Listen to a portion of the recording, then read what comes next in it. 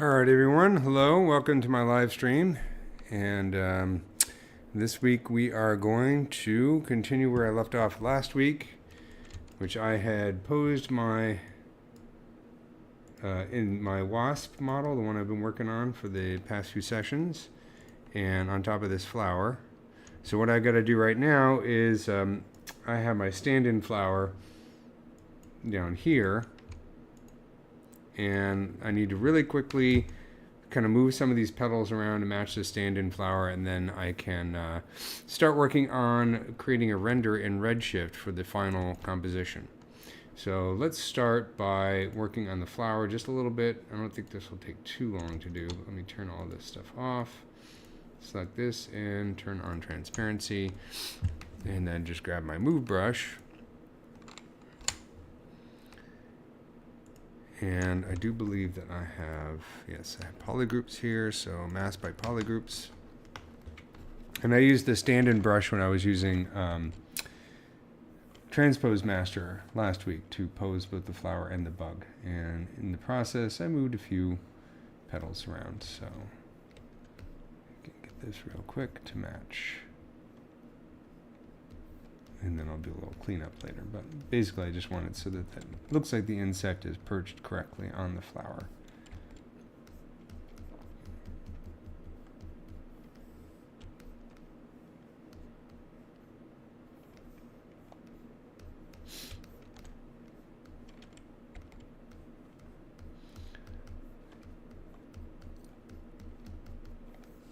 And I'm going to be rendering this in Redshift today directly in ZBrush. So I'll show you how I set up some basic lighting and some of the materials.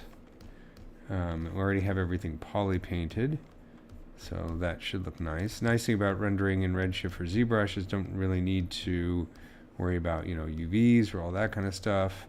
You can just render poly painted objects, and it makes things a lot faster. The downside is that, of course, it's not quite as robust as, you know, Redshift for Maya, Redshift for Cinema 4D or Blender, because we don't have a node-based material editor. We have to use sort of ZBrush's material editor on the Redshift materials. But that's okay.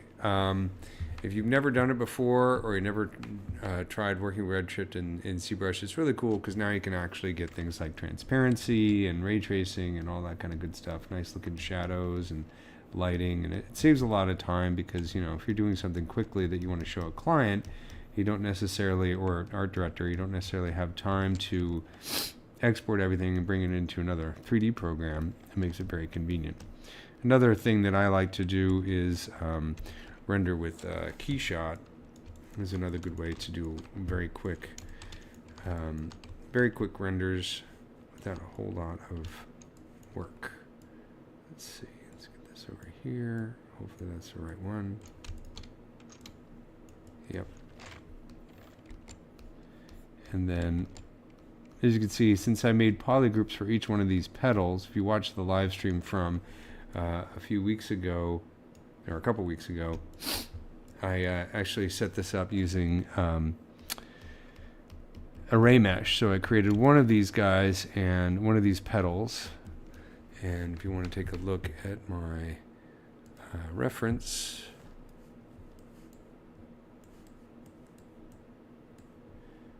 it's kind of like, oops, this is the wrong reference, so I'll bring that up in just a sec.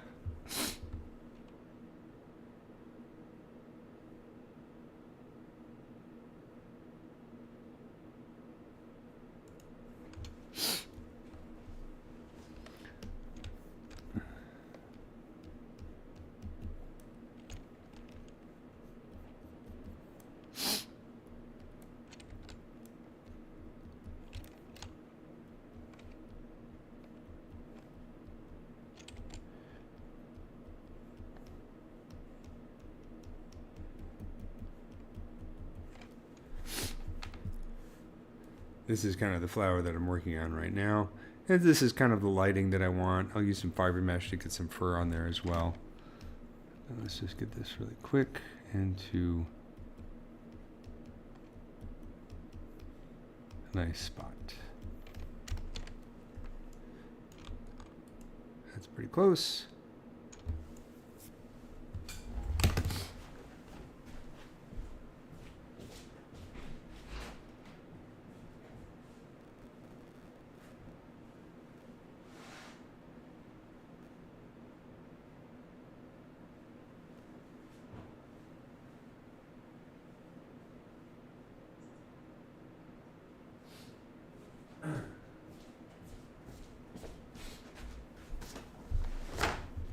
Okay.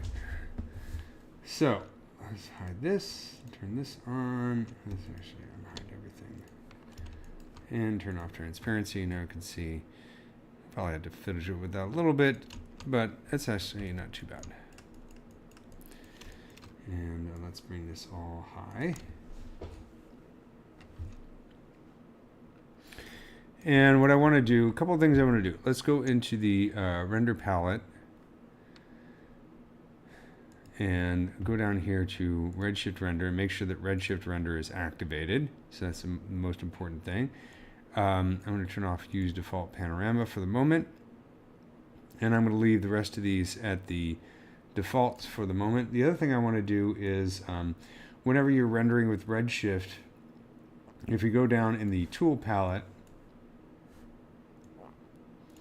we can see under Redshift Properties, we have Smooth Surface turned on. So that basically means that when it renders, it's going to smooth all of the normals to make everything look nice and rounded. If I have everything on the highest subdivision level, I don't know if that's necessary. It might slow it down a little bit. We can turn it off. And, you know, this is per each subtool. So I had to go through every single subtool and turn this off. And that can get kind of annoying. So instead, what I'm going to do is I'm going to turn this off. And then I'm going to say apply last action to all subtools. And that should go through and turn off that option for all the other subtools. So that's a nice time saver there. It's a newer feature that I think they added a couple versions ago, but I find it really useful. And of course, now I want to save my project. So we'll choose Save Next.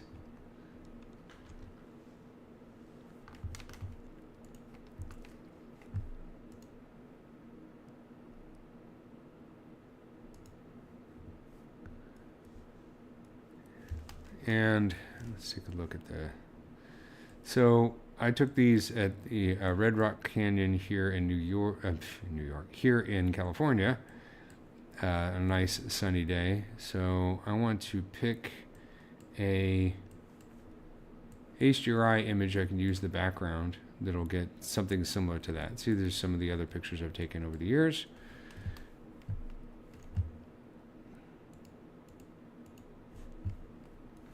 And I did want to point out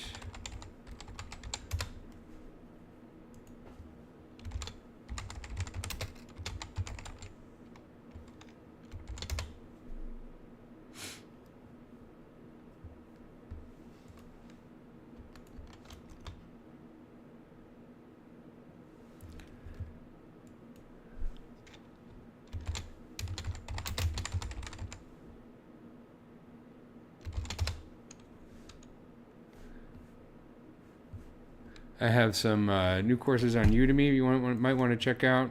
Some of the stuff I'll be talking about today is working with Redshift and also materials. So I have a new course on demystifying ZBrush materials, and this covers matte cap, standard materials, and Redshift materials. So you can learn how to create your own materials, each one of those categories, and it has little quizzes there, and just allow you to learn and get more comfortable with ZBrush materials if you're not already used to using them, which can be a very useful skill. And then I also have several other courses. I have one for ZBrush for jewelry designers. Covers all the fundamentals of ZBrush with sort of a bias towards people who want to use ZBrush for 3D printing and casting, but it's also just a great course for anybody who's new to ZBrush.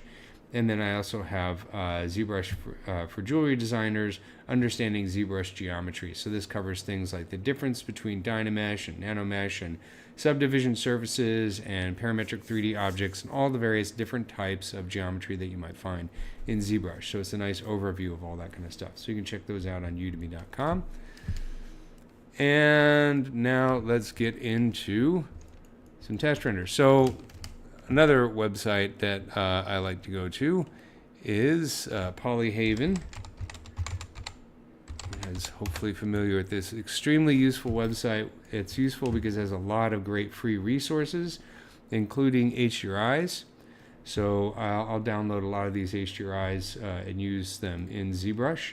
So let's say we could pick this one's nice evening field. If I click on this, I can choose my format, 4K EXR, and just hit download, and it'll download straight to my folder, my downloads folder, and then you can bring that into ZBrush. So I have a nice little library of those. It's a great resource, and you can donate money to them if you want. So let's take a quick look.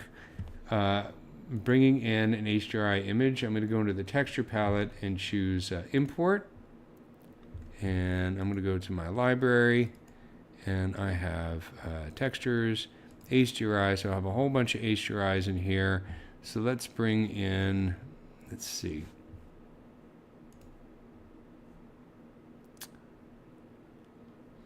Let's try Rolling Hills. Let's see how that looks. So we have this kind of HDRI image, and then once I have that loaded into ZBrush, and load a bunch of them in there, I'm going to go into the light palette. Let's dock this real quick, and I'm going to go under background and click on texture and choose that background image. And then you want to make sure that you have, you know, if I zoom around here, you can see how it's flashing. You don't really see the background image. That's because I don't have perspective on. So if I turn perspective on, now I can see my background image. So that's kind of cool. Nice sunny day there. I'll zoom in on my wasp here. And let's take a look. I don't believe I have any materials applied to this yet. So I'm going to do all low just to see if that helps speed up the render a little bit. So do all low at first, render low polygon geometry. And let's choose a nice redshift material just to start with. So I'll choose basic. So it should apply that to all the model here. And then let's just do a render just to see how the lighting looks. So when you first do a render with redshift, it has to load all the geometry into memory. So the first render is going to take a few moments to kind of warm up. So once it does that, it should get a little bit faster after that.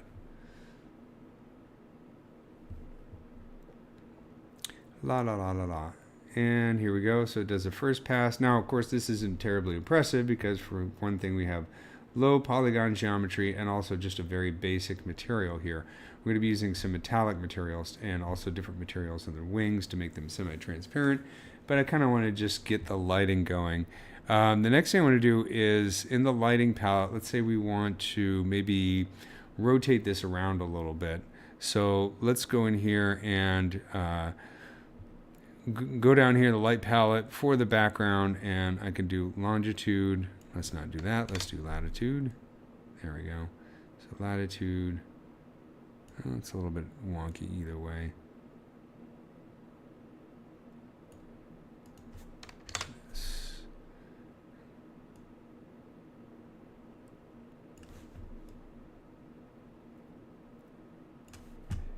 And another thing we can do, so this one looks like the light is right on the front, or that's all backlit. So let's turn that around and do another render. This should be a bit faster, so you can see it didn't take quite as long to load the geometry in there this time. Another thing we could do is store camera views. So if I go into the document palette, draw palette, and this only works when you have perspective turned on, but I can go down here to the cameras and choose store camera. So we'll just call this view 1. All right, so if I go to another view and I'm going to go back to that view, I'll go to the draw palette and choose, you can click on these arrows right here to go through all your stored cameras. So let's store another view. Maybe do a close up.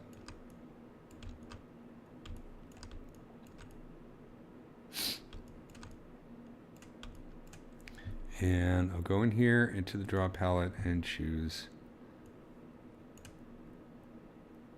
store camera, and we'll call this one view 2, just to be consistent. Now we can go between those two views. And make sure you save the project so that that saves all those camera views. Do save next. I'm going to turn off undo history for now. One thing I've noticed about when you're setting up a render, it doesn't matter if it's ZBrush, Maya, whatever 3D package, most of the time the first 10, 15 renders are going to look very meh. And that's the kind of thing where it kind of gets frustrating because you're trying to get this perfect shot, and it can take a while. So this is one of those things where you just got to keep kind of pushing through and experimenting with different things, and at a certain point it usually clicks in, and you start to get what you want. So it's just what I've noticed through years of experience in doing this kind of thing. Let's go back to view 1. And let's do a couple other things. Let's take a look at our light here. So right now the scene is being lit by our background image as well as this light right here. Even though this is a ZBrush light, it counts as a redshift light as well. So we can play with this a little bit. What I might do is I'm going to turn this off. Now, another weird quirk of how lights work with redshift, if you have a background image on, if I turn this off, it doesn't actually turn off the light from the background. It just turns this off so you don't see it in the background, right? So if I turn this off completely and render, we're still going to see the light from this background image, even though that says that's off. So that's kind of confusing. So you can see here's the lights coming in. But it does give us a nice idea without the distraction of the background of how the light is looking so far from the environment. So if I want to turn this off completely, I'll just turn texture off. And if I render now, we should get, dark scene. Okay. So let's do a couple other things. Let's turn our light back on here so I could just focus on what this light looks like.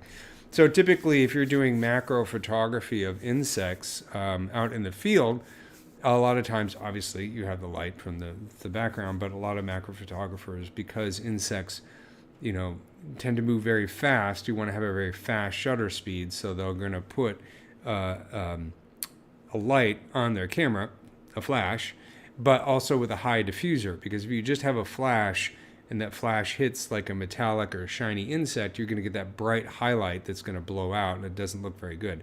So a lot of macro photographers will use a flash, even in bright sunlight, and they'll also have a diffuser on it. So what I want to do with this light is kind of get the same basic idea here. So I want to get a nice bright light here, and then I'm going to work with the softness here so we can get a little bit more diffuse. And so this is what this light looks like right now. And we can go into redshift light properties and maybe bring up the shadow softness to sort of imitate that diffuser. But let's also bring up the intensity multiplier because it seems a little bit dim. And let's take a look at how that goes. And let's switch the material as well so we can get something closer to what we want here. Let me see if I bring up the intensity here under lights properties. Let's make sure it's actually doing something. Yes, it's definitely affecting the intensity. So let's set this back to like 1. I try not to mess with too many different intensities at the same time because it gets confusing. So we can go down here to intensity multiplier and bring this up. Yeah, it's not. If I bring this up to 1,000, hopefully we'll get a nice blown out light. Okay, so that intensity multiplier is not doing a damn thing. So let's set this back to 1. And instead, we'll go up to here and set this up to, 3. Sorry about the airplane going on overhead. Hey, Brazil, how are you doing? Nice to see you in the house. Nice to see everybody here. Okay, so we get, some soft shadows. Those shadows are a little bit too soft. Let's bring this down a little bit. You can see, okay, now the shadows are definitely there. And let's do a couple things. So we look at the decay type. We have 1 is inverse square. 0 is inverse square, 1 is none, 2 is linear. So if we want to do something that replicates the real world, I would set this to 0. Probably going to get a very dark image. Yeah, that's exactly what I would expect. So let's see if I do bring down the light distance a little bit and bring that up. Yeah, this intensity multiplier is not doing much. Sometimes I prefer to use linear because otherwise you had to get this up to like a ridiculous degree. Let's see how that looks though. Yeah, let's go back to redshift light properties, and we set the decay type back to linear because that's easier to deal with. Set this back to 3.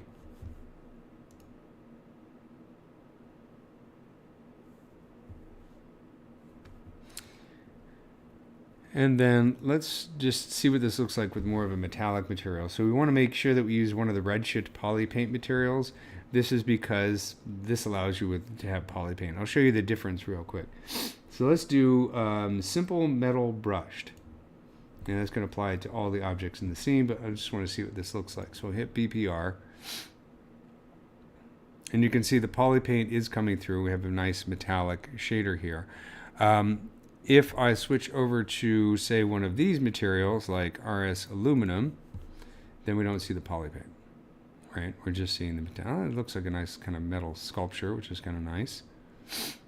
But really, the difference here is just essentially one setting. If I take a look at the material palette under modifiers, it's this setting down here. So for the RS aluminum, which is found in Redshift preset color materials, use material color is set to 1. If I take a look at my simple metal brushed, use material color is set to 0. So, for instance, the simple metal brush, if I bring this up to 1 and then render, we lose the poly paint. And it's basically, it's a toggle. It's either 0 or 1. There's no in between. So, simple way to, if you want to bring in the poly paint on your model, but you also want to use Redshift shader, pay attention to that setting there.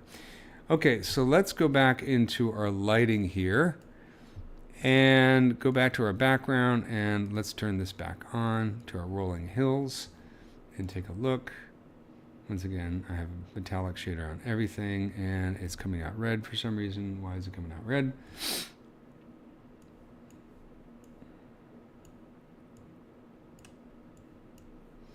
I'll do this. Let's go back to our basic material.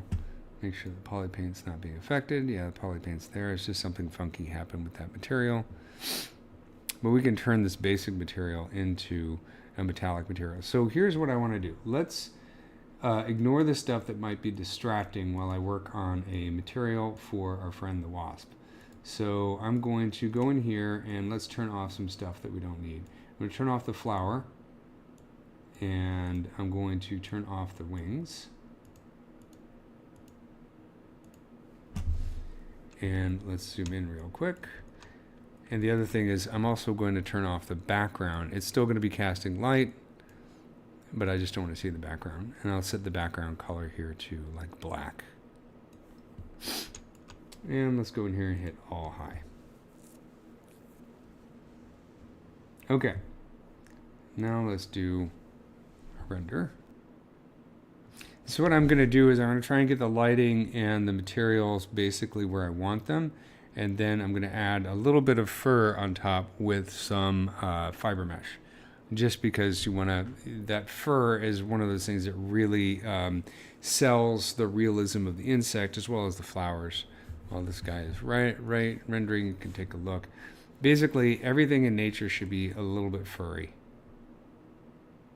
It also really, it lends a softness and natural quality and a bit of randomness to your renders, as well as, you know, making it more appealing. Let's see if we can find a good bug in here.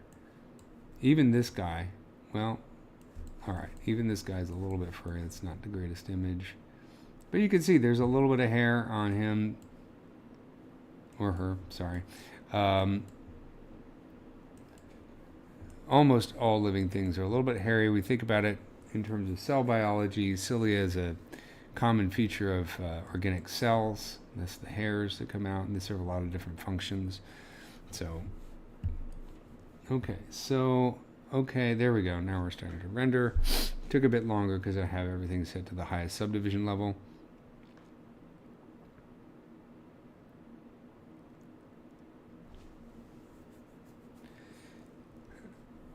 And so I'm going to take this basic redshift material and I'm going to turn it into the material that I want. So right now it's like a kind of a clay. Let's take a look at the modifiers here.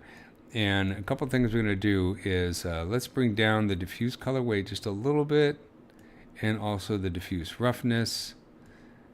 The other thing that happens when you're working with redshift materials, every time you change a setting, it will update in the preview window. That can get a little bit annoying, so you can always hit the escape button to have that not happen.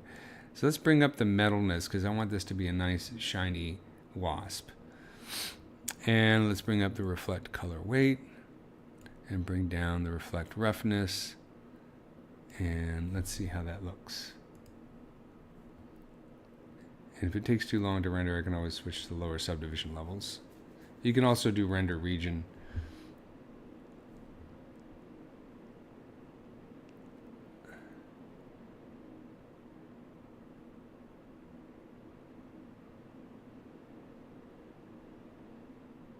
For some reason, oh, I have the wing selected. That's why it's still showing it. Okay, I'm going to hit escape.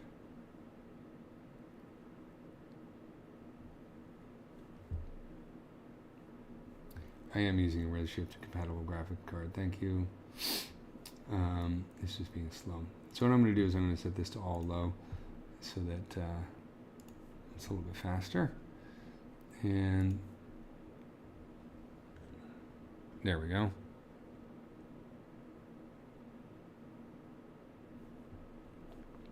What I can do is I can go to the head here and let's set the geometry list medium level subdivision. Not necessarily the highest. I'm going to click on the thorax here and bring this up to maybe there. And also the eyes. Let's bring the eyes up just a little bit. Okay.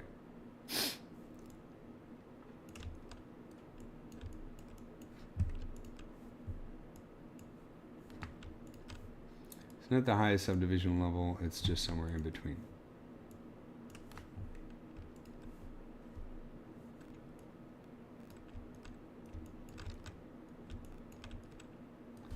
Okay, let's do that.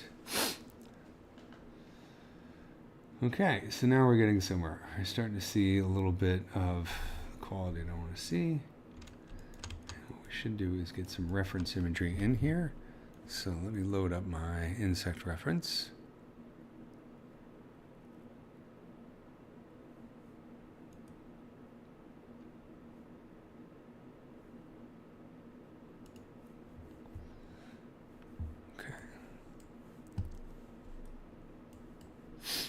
Let's look at some metallic bugs here.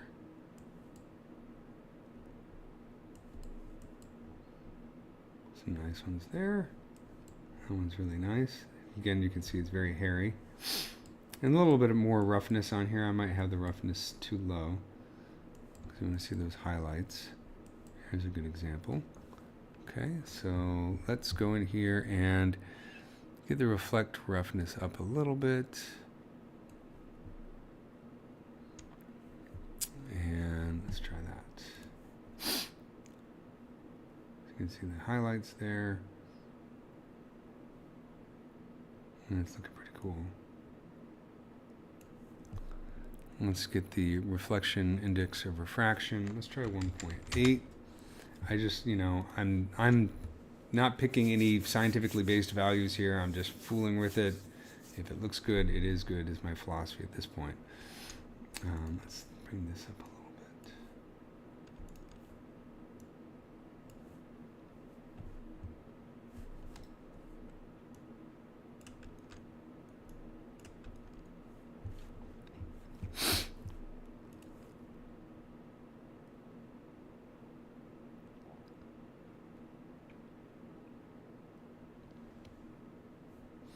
I think it needs to be more metalness, because we're seeing, the metalness basically is going to bring some of that color from the poly paint into the specular highlights. And so we should see more, I can see more of a green tint here in the specular highlights, yellow right here, green right here. You can definitely see the colors right here, the yellows and greens. That's basically what metalness does. So obviously the insect is not really made out of metal. What's interesting is there's some cool videos on this on YouTube, but basically when the exoskeleton of an insect is created, it's basically excreted in layers, right? I don't know if excreted is the right word, but it's built in layers. So for some insects, these layers are each layer is slightly offset in 3 dimensions, and what happens is that refracts light in a different way. So as opposed to, like, think of like a cockroach or something like that, which is brown, dull material, not very metallic, you don't get those kind of metallic qualities. But for those insects where those layers are kind of built in a particular way that refracts the light, you do get this really metallic sense, which is kind of interesting. You can see some beetles out there that are like, they literally look like they're made from gold. But, you know, a lot of times it's not over the entire insect, it's just parts of the insect. And you'll see a blend in some cases between metallic quality and non-metallic quality. So, for instance, the eyes here are not necessarily metallic. This one they kind of are. But here's a good example where you can actually see these are a bit more typical insect exoskeletons, so you get more subsurface scattering, but there's a little bit, I mean, it's hard to tell because the blurring here, but there is kind of a blend in those parts, from those metallic parts to the non-metallic parts. So that's always kind of cool to observe.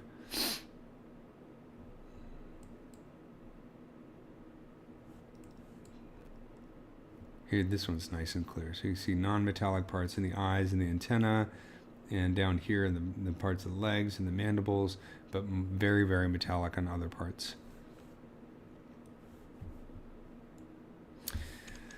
So that means we're going to have to create a few materials. So right now I'm just testing out this material, and then I'll apply it to the parts where I want it, and then I will apply a non-metallic version to the eyes and that kind of stuff. So let's get, I don't want to have subsurface scattering at this point. Maybe a little bit of sheen, just a tiny bit.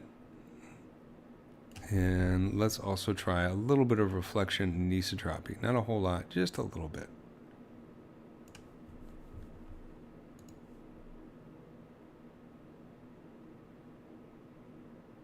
That sheen is going to help to kind of create, you know, take a look. I'm going to set sheen down to 0 here.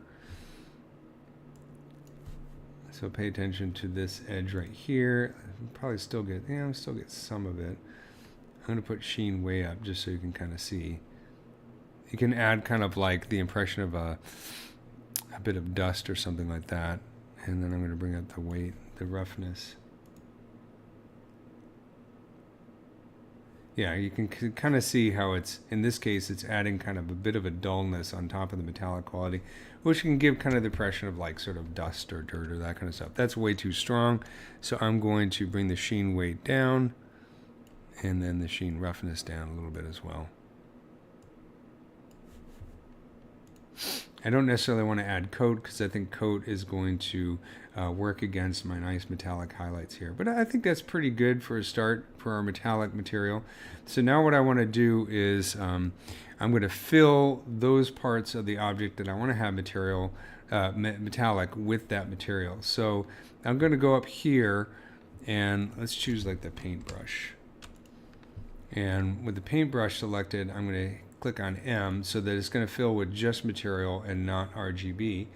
And then let's go into the subtools, and we'll just go one by one through each subtool. I'm going to turn on solo so we know exactly what we're looking at. So the thorax, for now, I could always paint a material on here for non-metallic parts, but at this point I'm just going to keep things simple and just to color fill object. So it's going to fill that whole object with that material.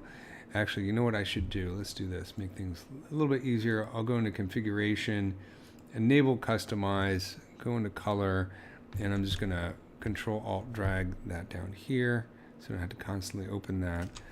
And then I'll go in here, preferences, turn off enable customize, and store config. That way it's there next time. I load up ZBrush. Okay, so now the abdomen, the interior of the abdomen, I don't really, well, we can, let's see. Let's actually fill this with a color as well. I'm going to fill it with a dark color. This is on the inside of the abdomen, obviously. That's why it's called interior. And so I'll choose fill object. So it's going to fill it with the color and the material. I'll probably turn a non-metallic material on there later. Let's turn on material. Oh, whoops. What I need to do is this one. mRGB. Sorry. Fill object. mRGB. Let's go back to just material. Fill object. Let's do all high as well.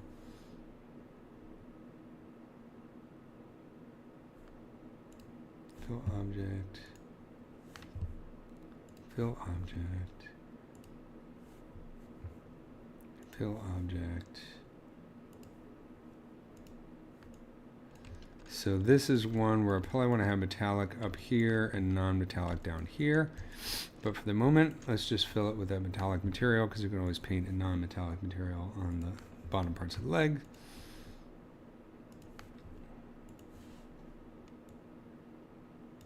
Okay, so for the antenna, fill object, fill object. The eyes, I don't want to have metallic material on there, so I'm going to go to head. This one, fill object. Ocelli, those are the additional eyes, and I'm going to leave those alone. Mandibles, fill object,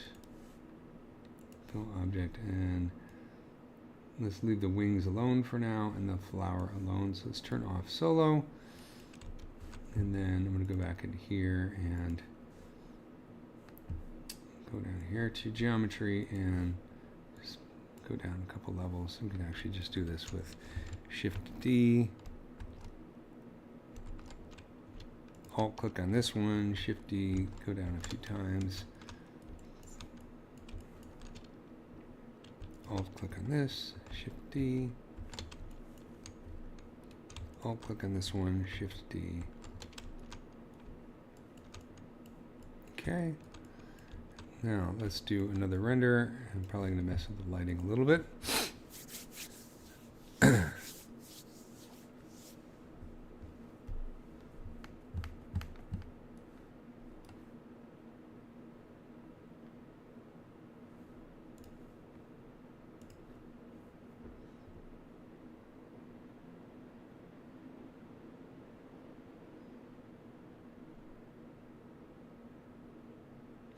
The Redshift, I believe, if you take a look at the Maxon 1, I believe it's an additional cost. I think you might be able to rent it.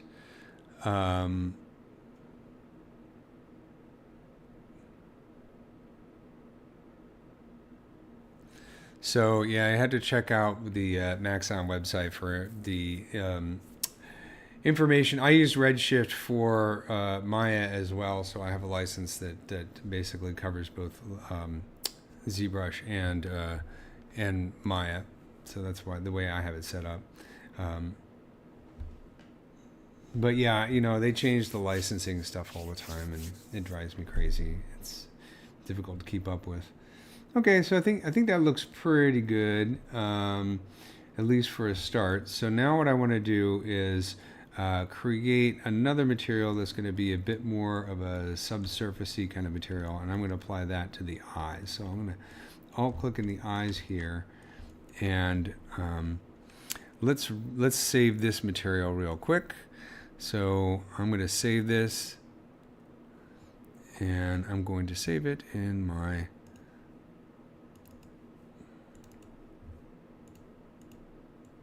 I'm going to call this bug metal. Okay, so that's a bug metal, and let's choose, I'm going to use the clay, no, actually let's do vinyl to start with. Now let's use clay. So clay should be applied to just the eyes, since I applied material to everything else here. I applied the bug metal to all the other parts. So I'm going to zoom in here so we can see what's going on with the eyes, and let's do a couple things. So diffuse weight is all the way at 1. Diffuse roughness, I'm going to bring this up a little bit. Reflect color roughness, let's bring that down a little bit, because I do want to highlight on there. And let's see, let's start with that.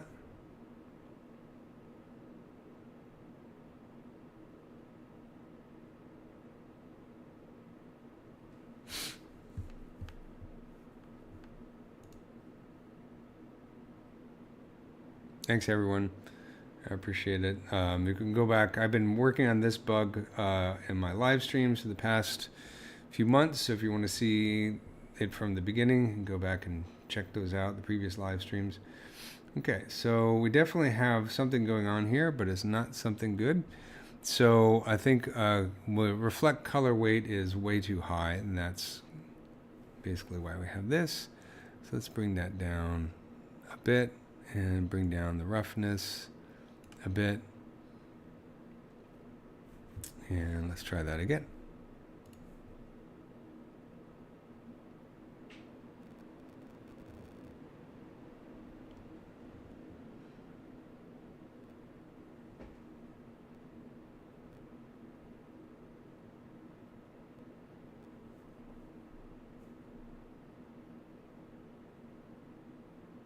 Let's make sure we don't have anything too weird going on here. So what I'm going to do is, so we have the coat weight on this material is all the way at 1.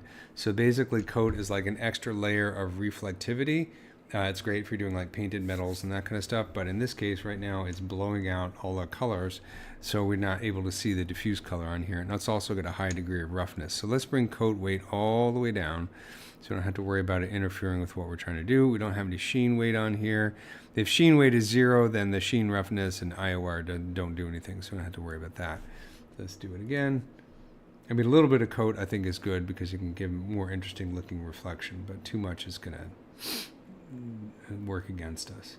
So I like to kind of get my diffuse going, get my reflectivity going where I want to. Then I'll add in things, maybe a little bit of subsurface scattering, which I think would look nice here. So that's looking much nicer now. And then once I'm happy with all that, maybe I'll add a little bit of coat or a little bit of sheen to it. So that's looking pretty cool. I think now what I want to do though is bring up the weight a little bit and bring down the roughness a little bit on the reflectivity. So we get a little bit of a tighter highlight because I want that to kind of bring out the bumpiness of the eye. Those little lenses are called ommatidia. And so basically an insect eye is, it's like, you know, your eye basically, you have a lens that focuses all the light on the back of your retina, which is covered with cells, receptor cells, right? Insect eye is almost like the opposite. All the receptor cells are in the front, and basically each one acts as a little bit of a lens that builds this kind of like mosaic vision. So that's looking pretty cool. I like that. This is bringing this out, which I think is really important. Ignore the faceting on here. Remember, I have that at a lower subdivision level, so pay no attention to that. I think that looks pretty cool. So now let's bring up a little bit of subsurface scattering. So I'm going to go down here, subsurface amount. Let's bring it up to, let's try 0.5. And when we're playing with subsurface scattering, we want to pay attention to the amount. That's the overall effect, intensity of the effect. The other thing that's really important is this SSS mode. This is going to affect the subsurface quality quite a bit. It's basically, we have 3 modes, 0, 1, and 2, and they have a very different effect on them, so it's best to just kind of test and see what happens, how each one looks. Also the scales, the overall scale, so I'm bring this down to like, I'm just going to choose like 5 for now. And let's see if that has much of an effect.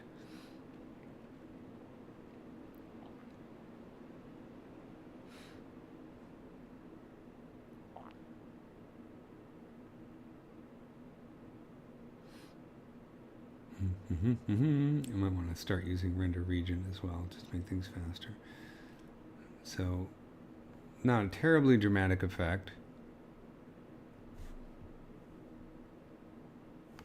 If I go into the render palette, as light palette, and this material palette, do render.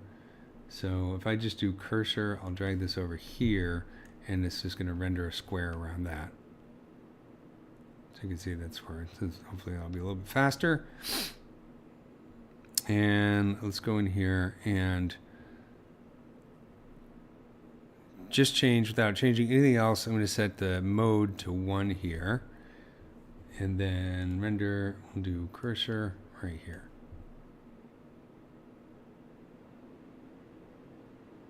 I wish it kept the rest of the render there in memory. That would make things a little bit easier, but.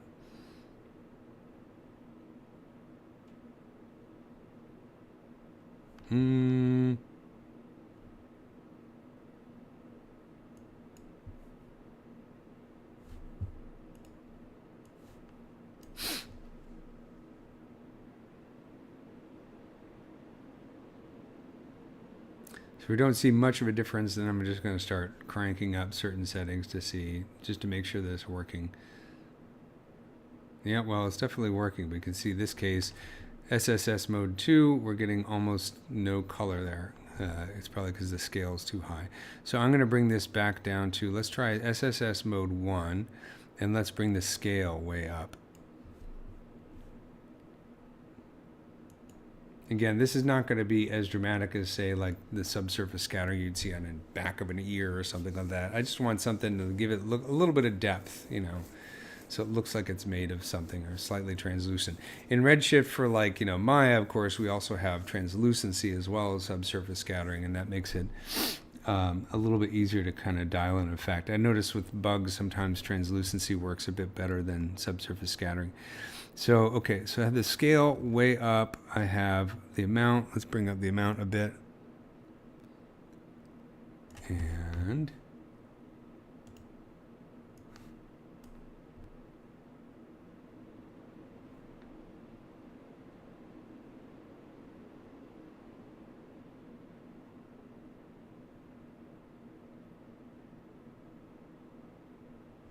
okay, let's zoom out a little bit and see how that looks when we do the whole guy.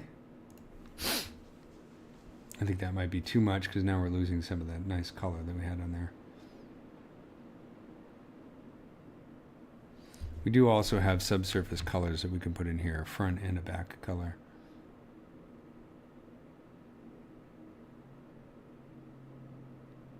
So I'm going to,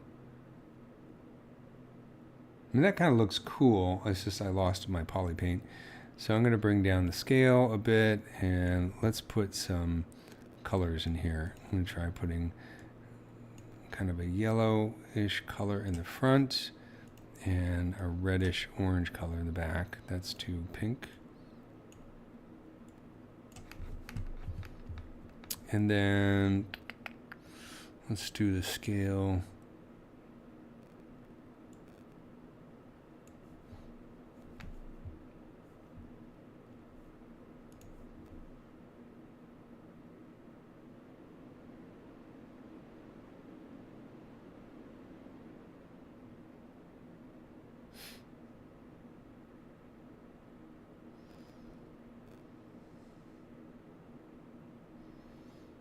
Yeah, sometimes you put a color in there, you get some interesting effects. It kind of does the opposite color from what you want.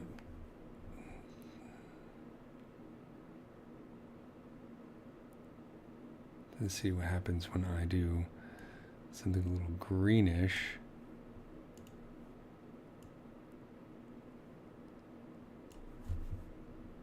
Of course, a safe bet would just be keep it at white, let the poly paint do the work.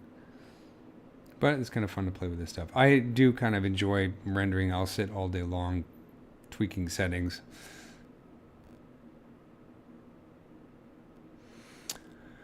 How would you optimize these files for 3D print? That is a huge topic. Well, I kind of like that purple quality. But basically what you want to do, you have to make the models watertight, which is, I've done that a lot with like jewelry projects, and I actually have set up a few of these things for printing. This one's tough because it has so many thin parts to it, which is going to make it difficult to print clearly unless you print it really large. But essentially what you want to do is go through the process of dynameshing your surface and then making sure that it has absolutely no holes. And this is something that can take a while to go in and close the holes up, and can take a little bit of strategy where you're plugging it with like insert mesh brush and all that kind of stuff. And then you want to go in and use a plugin like 3D Print Hub and check the mesh volume. And you want to keep doing that until it tells you that it's an actually watertight surface. So that is really the magic, as you speak of.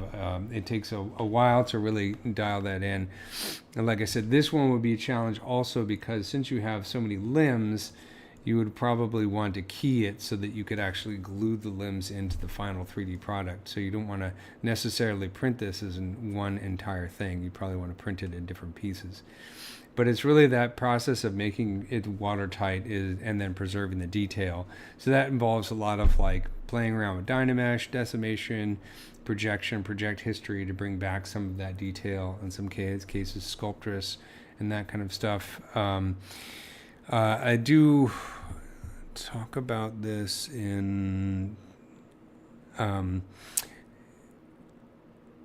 Udemy courses on ZBrush for Jewelry Designer. I talk a little bit about how to go through that process. But I will, in future version, talk about how to optimize for 3D print. It takes some practice. I would say start with larger objects that don't have so many limbs on it, and get used to going in there and filling in the gaps and plugging the holes and making sure that you don't have, geometry on the inside that kind of creates these folds within the inside, which makes it a non-watertight surface. Let's see. Okay, so I like that subsurface scattering a bit more. It might be a little bit too much on the pink side, so maybe I'll bring this down over here, and maybe I'll get it a little bit closer to white. So we're getting this, so maybe I'll bring this one down a little bit. And I'm going to stop messing with this in a second. But at least now I am definitely getting some kind of subsurface effect to it. It's kind of a little bit subtle, but I think it looks pretty cool.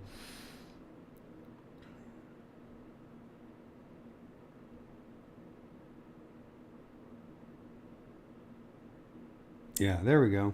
I think that looks kind of cool. Just give it a slight kind of translucent quality, and it's having a nice kind of effect. This deep red is a nice kind of almost complement to the greens and purples that we have going on in here. So I like that. So now what I want to do is I'm just going to bring up the reflectivity just a little bit. Reflect weight. And maybe the reflection index of refraction. Let's set this to 1 point. Let's try 1.6. And is there anything else I want to change on here? Maybe a little bit of a coat.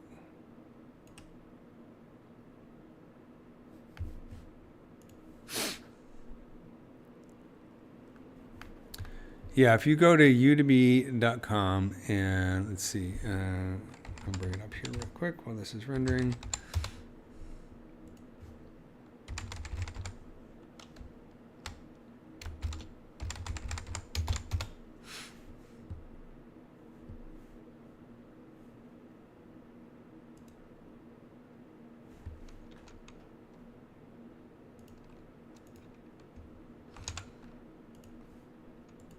Let's see.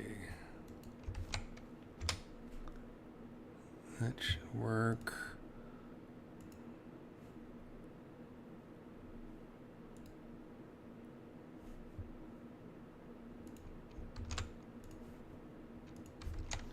And check those out. Okay, so that seriously screwed up my whole model. So let's get rid of that coat. I don't like that at all. And maybe bring down the reflect color weight a little bit. I think I had it better before. There's actually an undo in the material palette, which I should be using right up here at the top of the material palette. The regular undo won't work for materials. Yeah, I screwed it up. Let's see.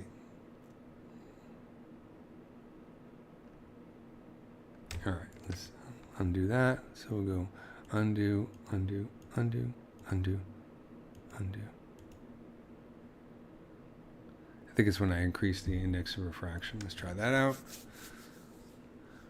What am I sculpting? Well, right now I'm working on a wasp model. I'll zoom out in a second so you can see more once I do this render. It is a wasp perched on top of a flower, and right now I'm rendering it with Redshift to kind of create a overall final render in here indirectly in ZBrush without having to go to another 3D program.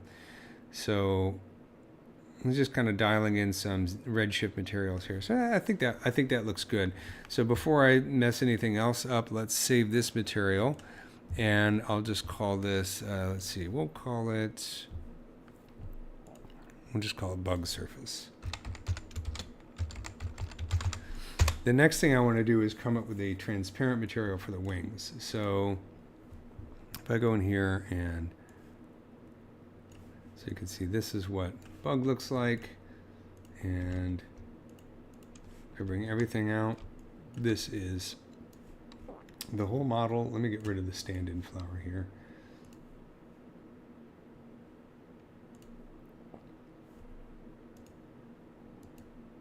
There we go. And actually, let's do this.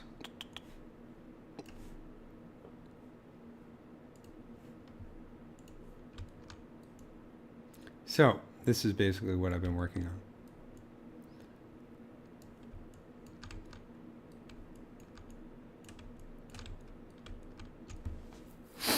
And let's save this real quick.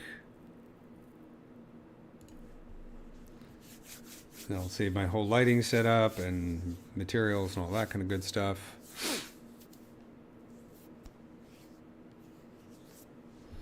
Okay, so the next thing I want to work on is the wings, and I want to make them semi-transparent. So I'm going to alt-click on these guys, and let's get a transparent shader, polypaint material. We can do the probably, let's start with simple plastic glossy white, and I'll add some transparency as opposed to going to tinted glass. So let's do this. Actually, the other thing I want to do though is before I do that, I got bug surface loaded up in my material. I'm going to alt click on my eyes here and go in here and so I have material selected here, so I'll choose fill object.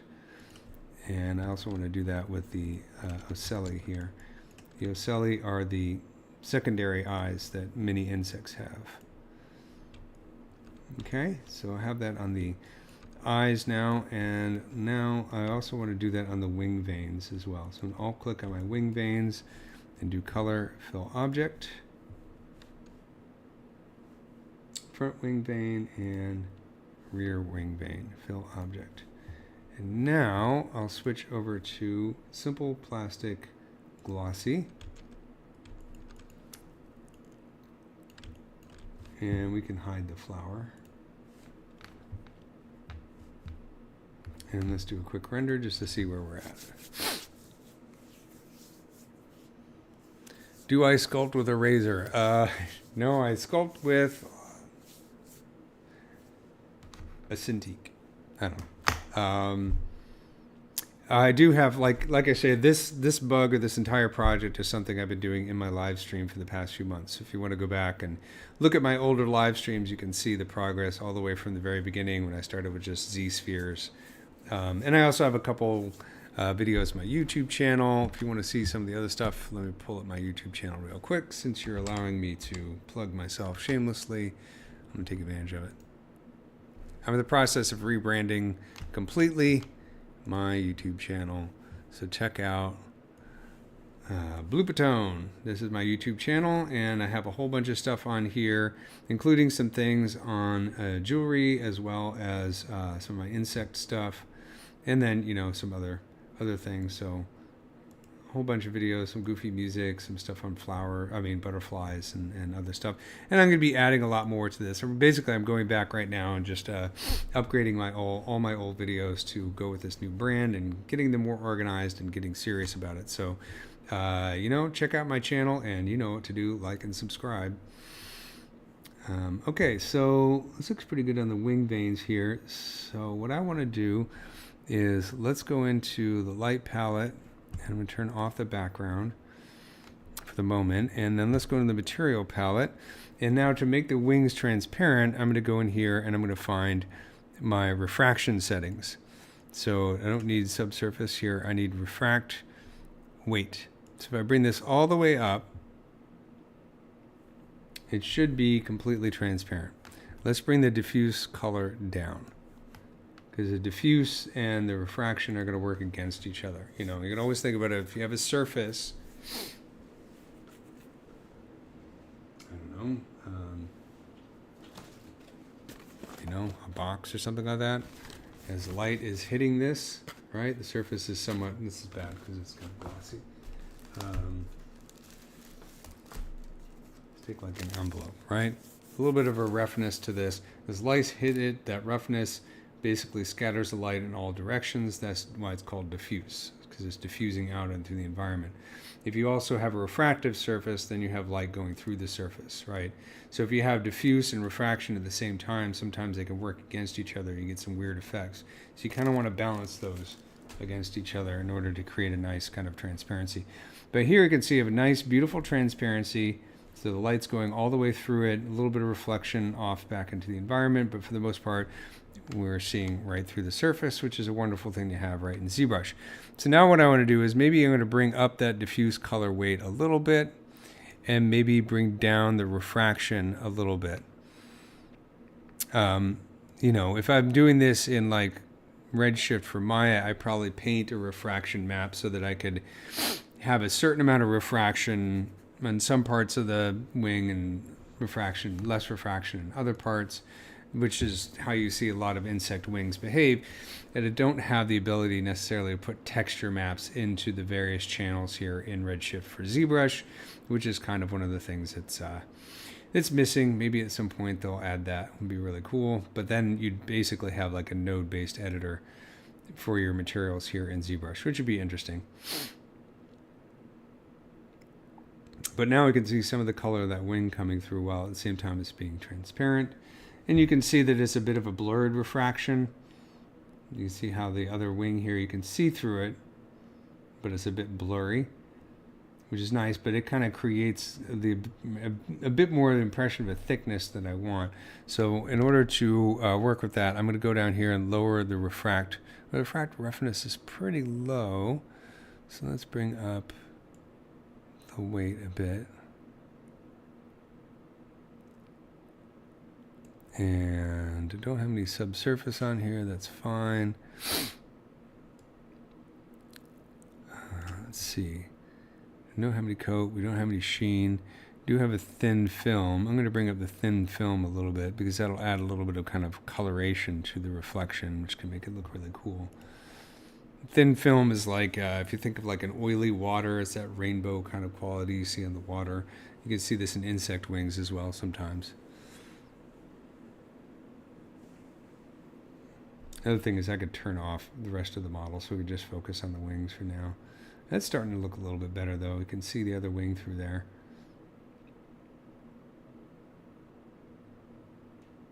And here I'll turn the background back on so we can see that. This is one reason why I tend to do the wing veins separately from the actual wing membrane, because of the wing veins, I want to have a different material on there. So I want to have a nice subsurface scattering material on there. That looks okay. Let's see. Go in here and let's turn on the background again. Under light. Let's turn it on. So maybe see some of the environment through those wings.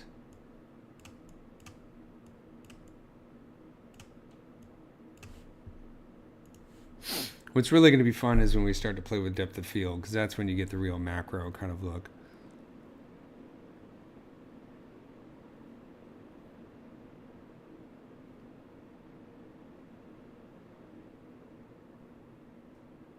And then, of course, like I said before, the hairs. It looks nice, though. We can definitely see through the wing veins, which is nice.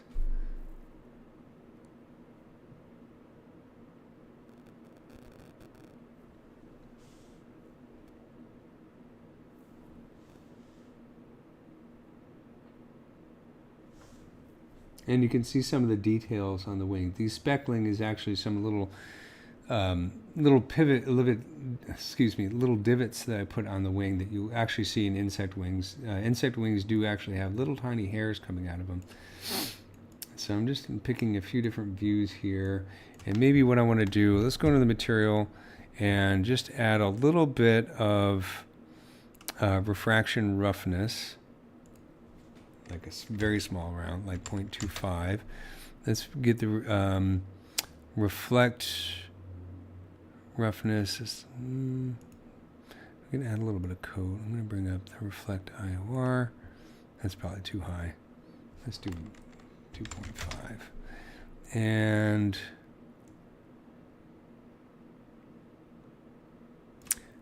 I'm going to keep the refraction IOR at 0. And let's see, thin film thickness. Let's bring this down and bring this up.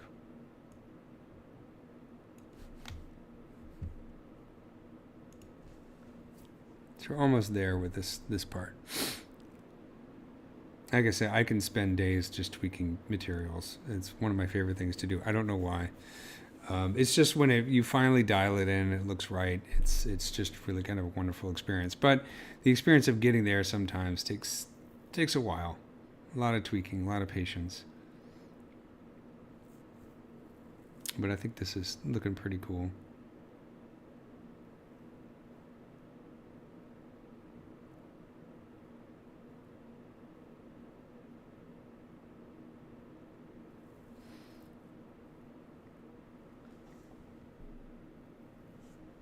I'm getting a lot of reflection on the wing.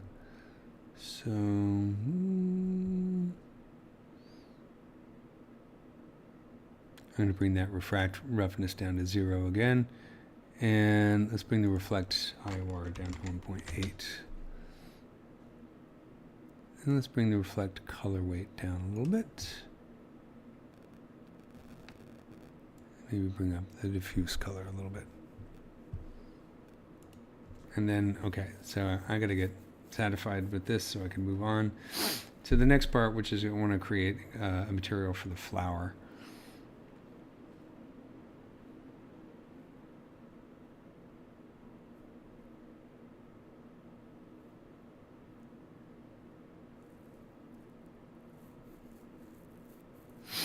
I almost kind of want to sculpt in more detail on the wing membranes. They're looking a little dull, but I think it's okay for now. What would be nice is to go in and make little cuts and like a little bit of damage like you see on a lot of insect wings. I think that would help make it look more realistic. They're looking a little bit too neat and clean, although I really do like how this is coming out now. That looks nice. Okay, so let's save this. And then I'm also going to apply my material to my wings and save that material. And then let's play with the flower a little bit.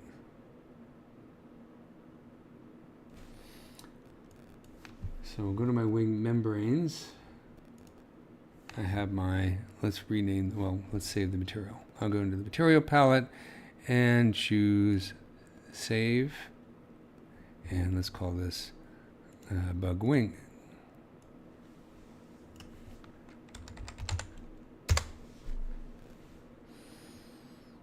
And okay, so now with my rear wing membrane selected, material selected, M turned on, I'll choose color, fill object, and then I get the front wing membrane color. Well, I put the button down here, didn't I? There we go. Okay, so now let's play with our flower a little bit. So I'm gonna shift click on that.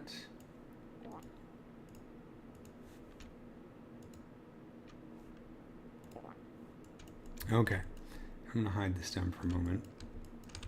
Let's just work with this, and let's set the geometry down to level 4, just so it's a little bit faster. And the material I want to start with, let me see. I think what I'll do is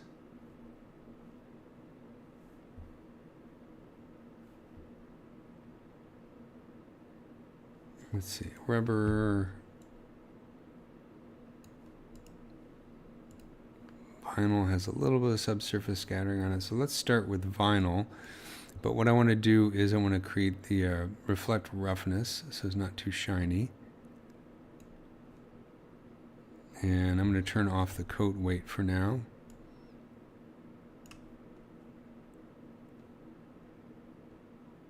Let's bring up the subsurface scattering to like amount to like 0.5.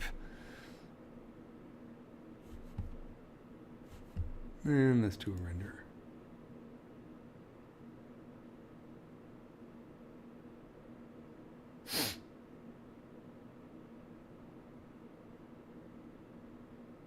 This is nice because I got that nice kind of velvety quality which I want. Let me see, does this have sheen on it? Yeah, that velvety quality is coming through because of the sheen, which I think is nice. And you can see the sheen is very low, like 0.0999, and the roughness is 5.999. So let's bring up the sheen to 0.15. And then you can see they also have colors. This is the vinyl preset, so you can see there is a little bit of color down here in these swatches. So I'm going to bring up the coat weight a little bit, but I'm going to set the coat color not to black, but to like white.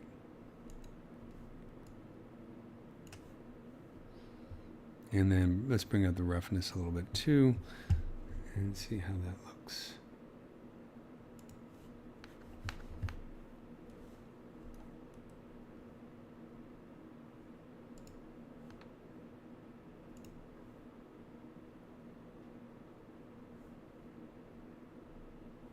I mean, my reference is almost no specular highlight on these guys. I don't think that counts.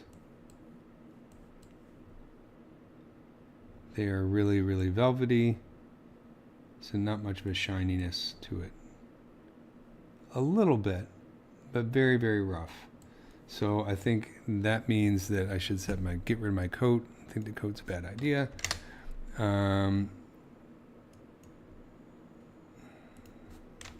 0, and I think the sheen weight is a little bit too strong, but let's set a color in the sheen just to see what happens. Maybe an orangish yellow. And then I'm going to bring down the diffuse color weight a little bit because I think it's too strong, and the reflect color weight is too strong.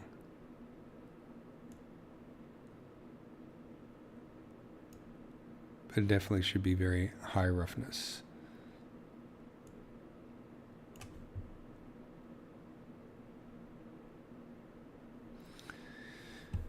And let's take a look at that.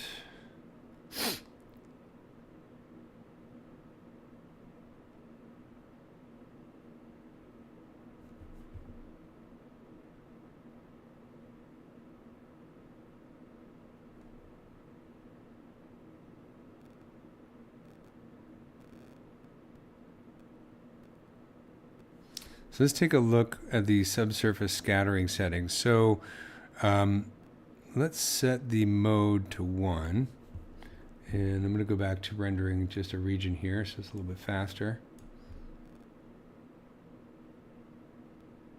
So that's subsurface scattering 1. You can see a little bit of redness there in the shadows. Let's see, subsurface scattering, sorry, that was subsurface scattering mode 0. So that's mode 0. Let's try mode 1.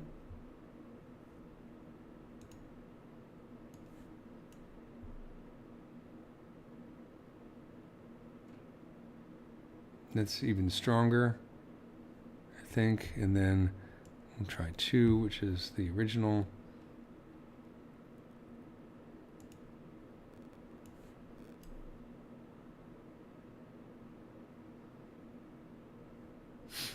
That's really strong. Okay, so I kind of like that. Diffuse color weight. Just bring up the diffuse roughness. And I think I'm going to bring the reflect IOR down to 1.2.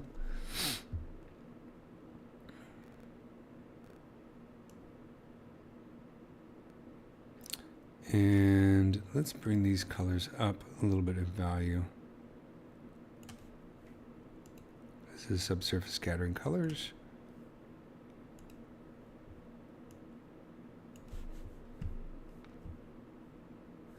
We could also play with the phase. The phase is basically, do we want more front scattering or more back scattering? Of course, I forget which is which. So we can just like, let's put this to a negative value to see what happens.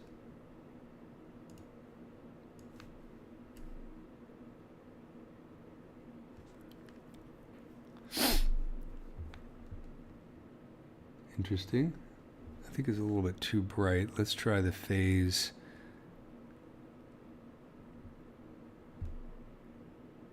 At a positive value.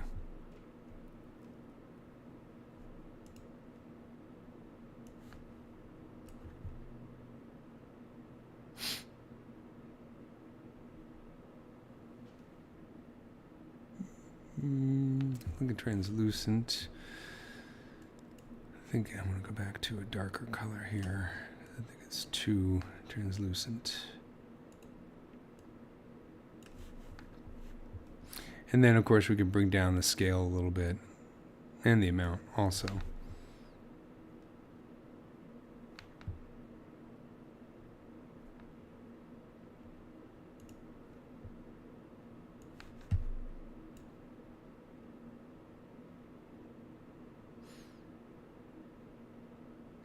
There we go. That's looking more like what I want.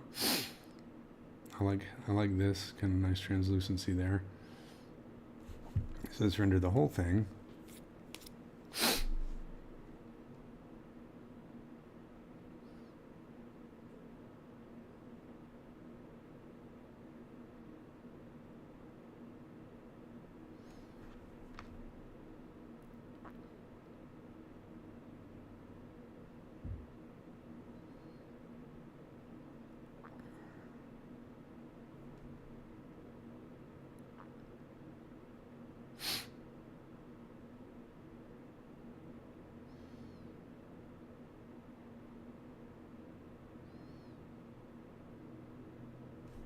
Looks pretty good. I would like bring up that scale just a smidge.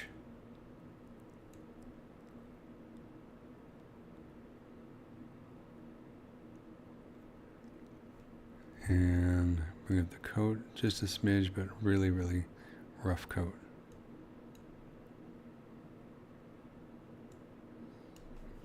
And let's make the coat color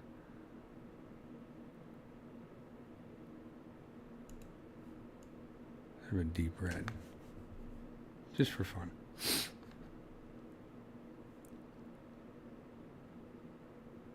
I don't know if that's making a huge difference, but I do like this. This is looking really nice right here. So let's save this material. Well, let's apply the material, save the material, apply the material, save the project. And then what I'm going to do is I'm going to start adding a little bit of fuzz using some fiber mesh here. Let's see how that goes. And this looks very CG, but when we put on like depth of field, it should look really cool. So let's save this material. We'll just call it flower for now. And let's apply the material. So M selected, fill object with that material. And then let's go in here. Let's do save next.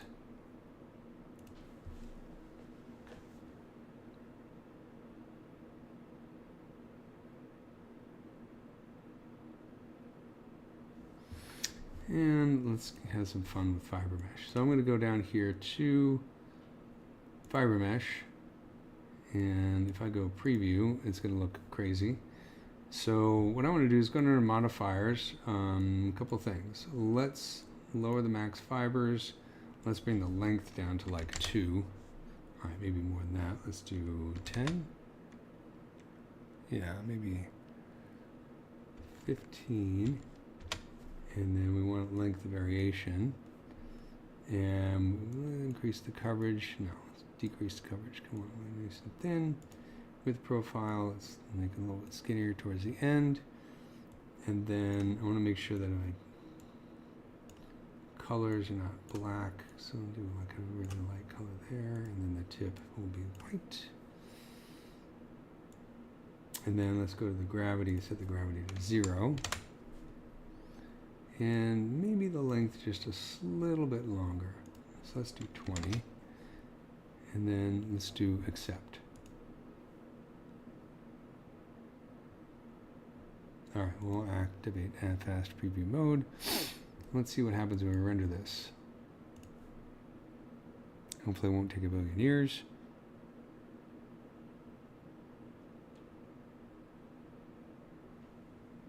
It's okay. I think a couple things we could do on this. Make them a bit thinner. Make them a bit more of them, and then maybe add a little bit of color to them because the white's looking a little goofy. Let's look at our reference here. We have a bit much more randomness too. And curl and that kind of stuff. So right now we've got some basic 1995 CG hair going here. So let's make it a little bit more modern. So I'm going to go in here and select that fiber and delete it. Go back to our flower. Turn on preview. Once I remember where fiber mesh went. Array mesh, nanomesh, line bridge, and fiber mesh. There we go. Let's do preview and let's do max fibers. Let's increase the max fibers. There we go. Let's lower the coverage.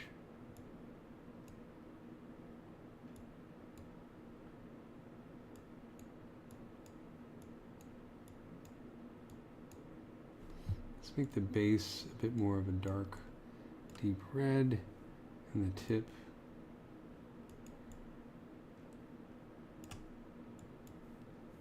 I think that length is too much. Whoops, let's do 25.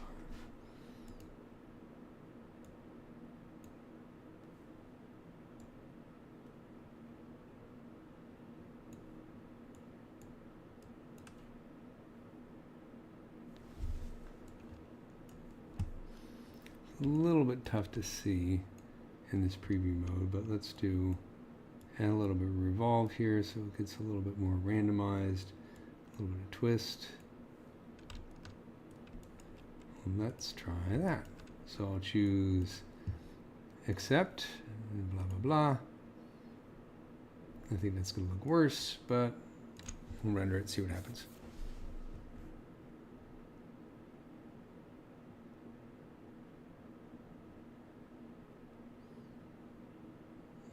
Okay.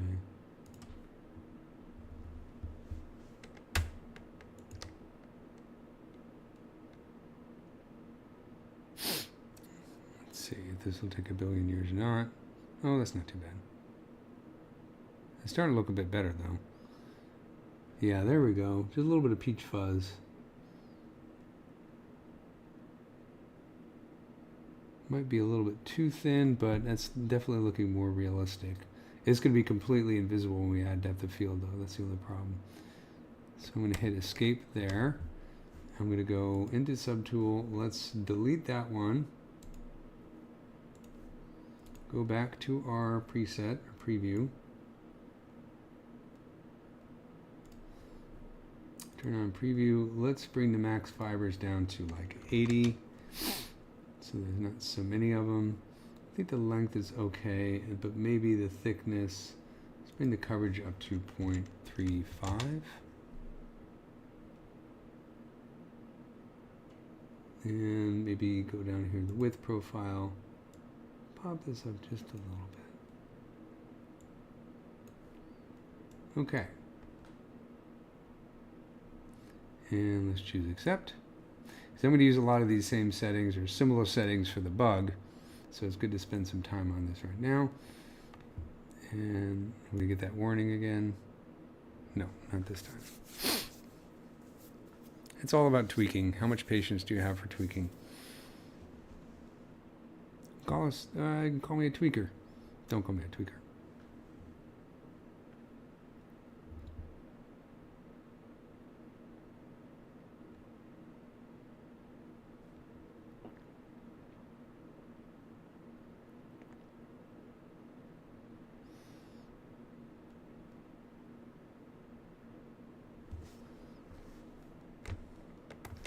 Okay, One more adjustment. Let's make them just a little bit thicker because they're too hard to see. Well, actually, let's zoom in a bit.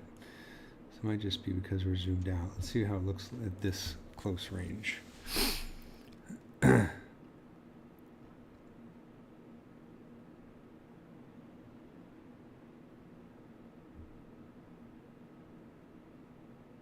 Okay, that's not bad. I think that's good.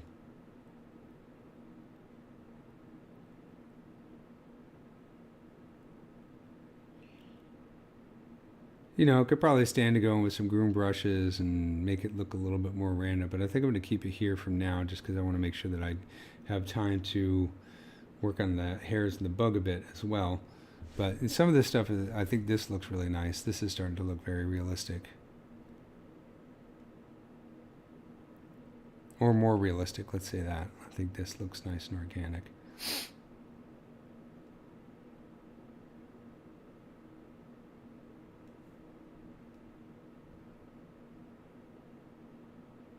Okay, so what I want to do is let's go into fiber mesh, and I'm going to save this. Oh, actually I did have a fiber mesh preset for it. Let's call this flower hair. Or flower fiber. Okay. So now let's go back to our subtools here. I'm going to hide our flower. And let's bring back the thorax.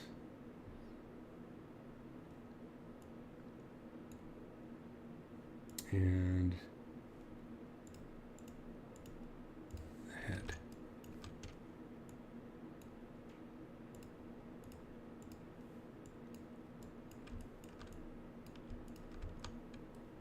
Zoom in on the thorax here, and let's see if I actually, if possible, I already did fibers on this. So let's go down here and find out.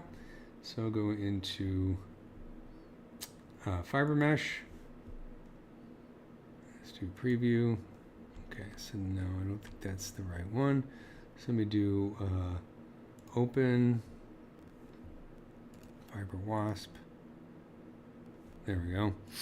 Okay, so obviously not exactly what I want. So let's increase the max fibers, but let's go down here to width profile, scale root.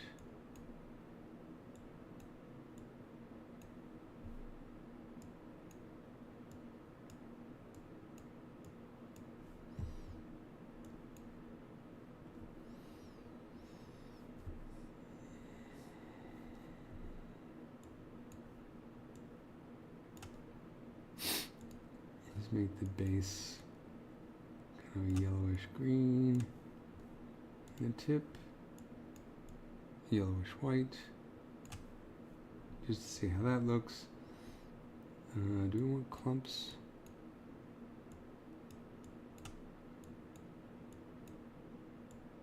Just do a little bit of randomization here.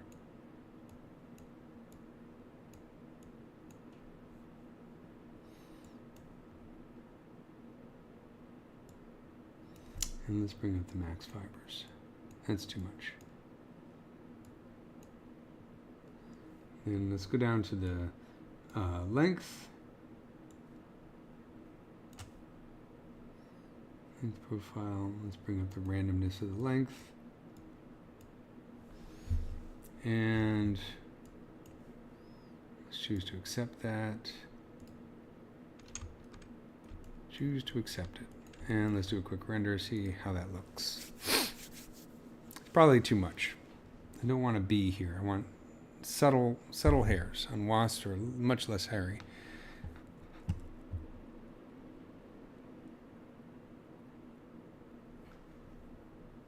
Oh, and I was starting to do 3D. Oh, I appreciate that. I started actually doing 3D in 1998, so that was a long time ago.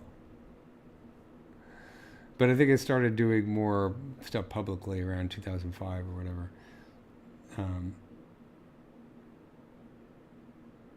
Okay, that's not what I want.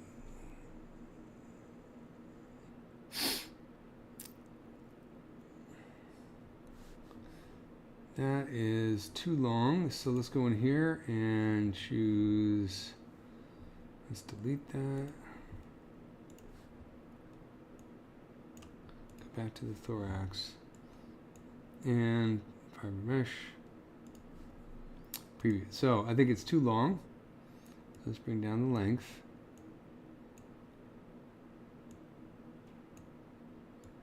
I think it's too thick. Maybe try slimming it a bit.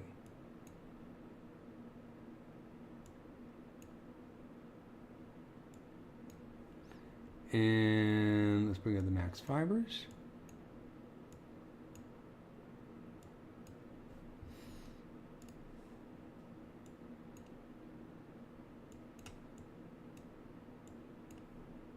Playing the color profile. Yeah, I know. My CG career has gone on for a very long time. I started at the Howard Hughes Medical Institute, which sounds like a strange place, but it actually exists. And I was doing scientific visualization back then. I still do that as well as Hollywood stuff. I came out to Los Angeles in 2005, and I've been doing freelance since then, as well as teaching and that kind of stuff. I started focusing on insects around 2010 or 2011. I still do lots of other stuff too, but insects are always fun to do. Okay, that is too hairy. I don't like that at all. I want to be less visible. So let's do this once again. Delete. And then preview. Yeah, I was using Maya back before they had polygons, when it was all NURBS. So that's seriously old school. Where did my fiber mesh go? There we go. Preview. Let's bring down max fibers and let's bring down the coverage a lot. Try that. We're getting close, folks. We're getting close. The other thing we could do is I could add some masking on here so that it's not so uniform across the entire surface,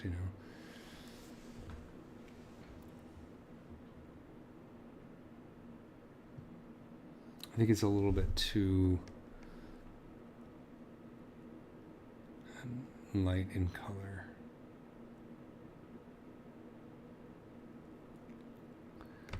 Let's take a look at the reference.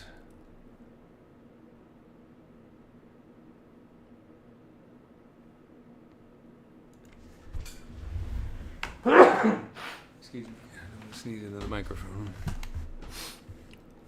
I mean, here's a good example. I got some long fur hairs. This one's a bit hairier than I like. This is kind of more what I'm going for. So there's long hair, but it's very sparse. And this one's not very hairy at all. I think part of it's the photography. If you really zoomed in on one of these guys, you'd probably see some hairs. Here is a nice one. Just a little bit. So I think... let's do this. I'm going to go in here and under masking, I'm going to, let's do mask by cavity. Or actually hit the button this time. Actually, let's do this. The other problem is, of course, oh, I'm trying to mask the fiber mesh. Let's bring it up to the highest subdivision level.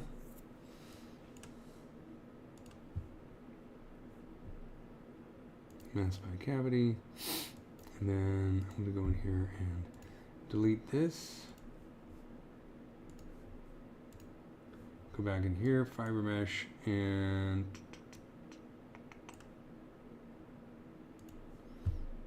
preview. So you can see it's much less because it's going in the masked areas. So if I go in here by mask,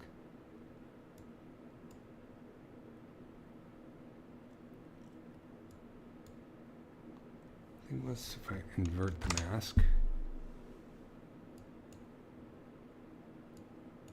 let's hide the mask, and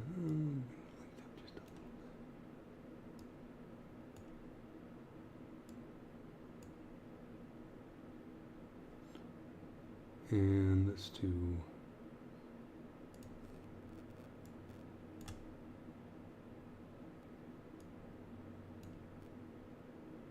okay, let's see how that looks.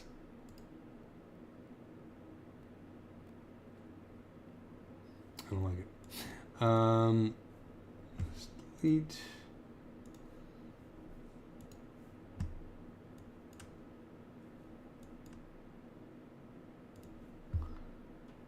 Preview. Bring down the max fibers. Bring down the length. Bring down the coverage.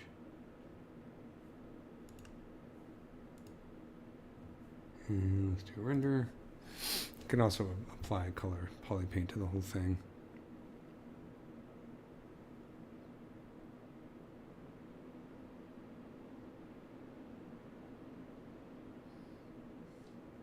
There we go. That's kind of what I'm looking for. Just a little bit of a fuzz. There we go. Okay. I'm a bit happier with that.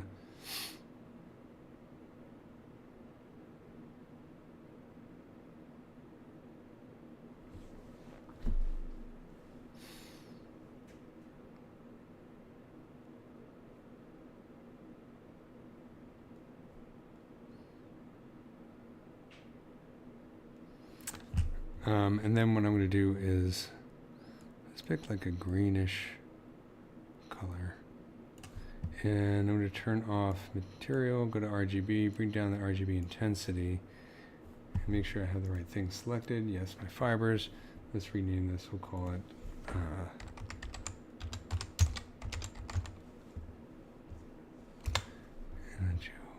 color fill object. And then what I'm going to do is go in here under fiber mesh. Let's save this. I'll call it Fiber Wasp 2.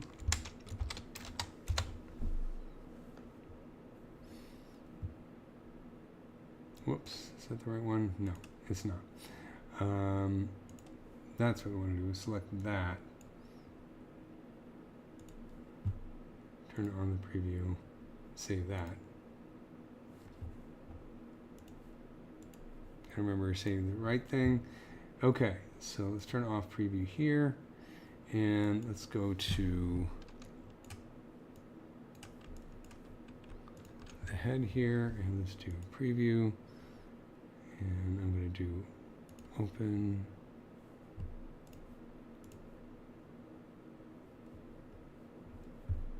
Save, accept that.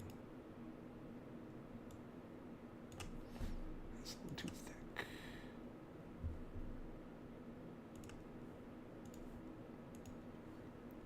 Let's do the same thing I did before. Go into geometry, bring it to the highest subdivision level. And go in here to masking, and let's do mask by cavity. And now let's load that.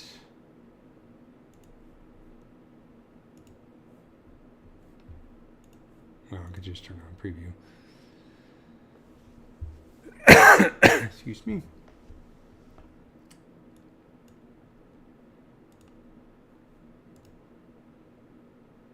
It's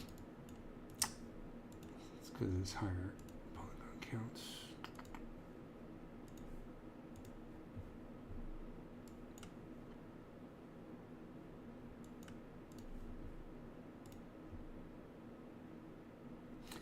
Bring down the max fibers and bring down the coverage.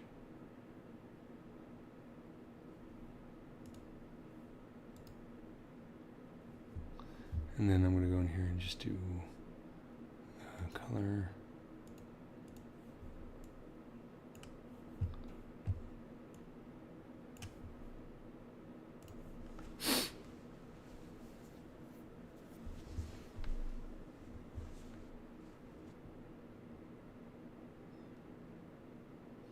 Also, I think I'm using the flower material on here,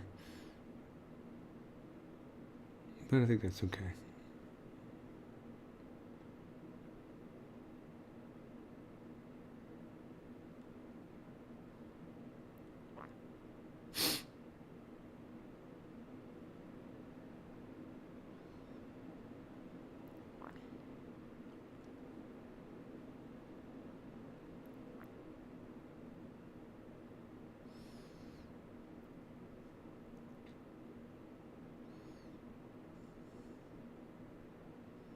looking pretty cool though, I think.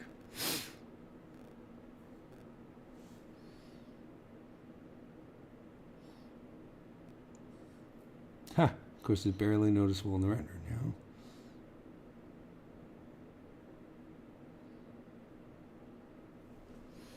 Okay, a couple more things in the head here. I'm going to delete that. Go back to the head. Turn on fiber mesh.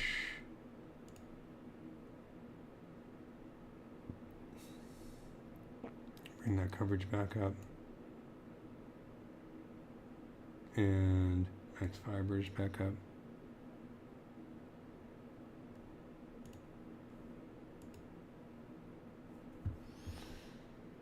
And let's do color object.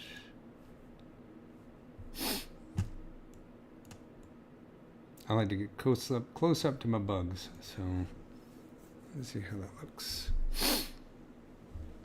What I need to do is set up the hey Hudson, how you doing? I'm going to set up the final render and play with some depth of field here.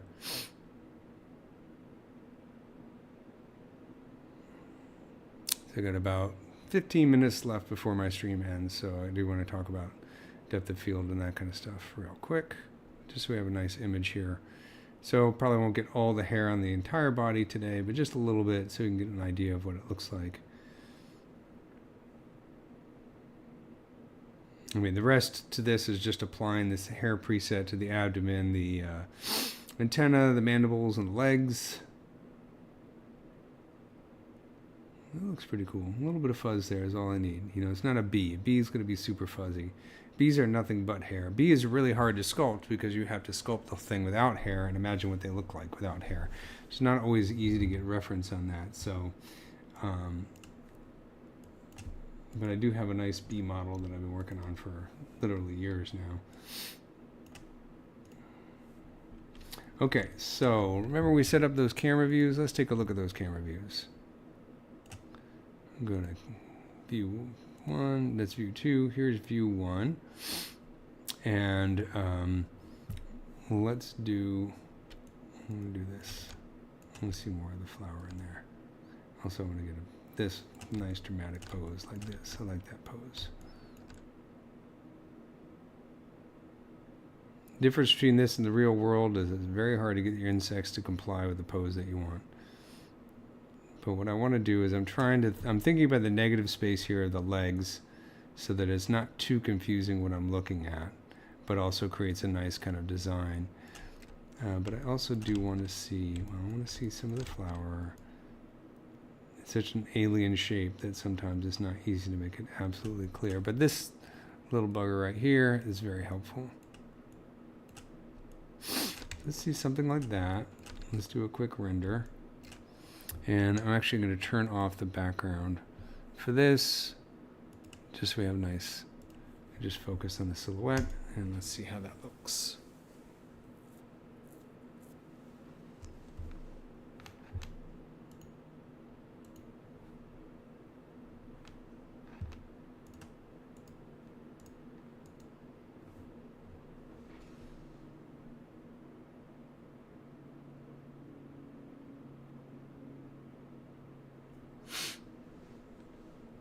I forget how much RAM I have in this machine.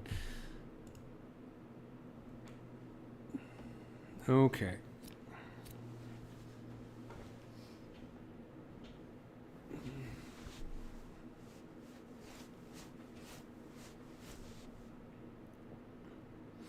Render, render, render, render, render.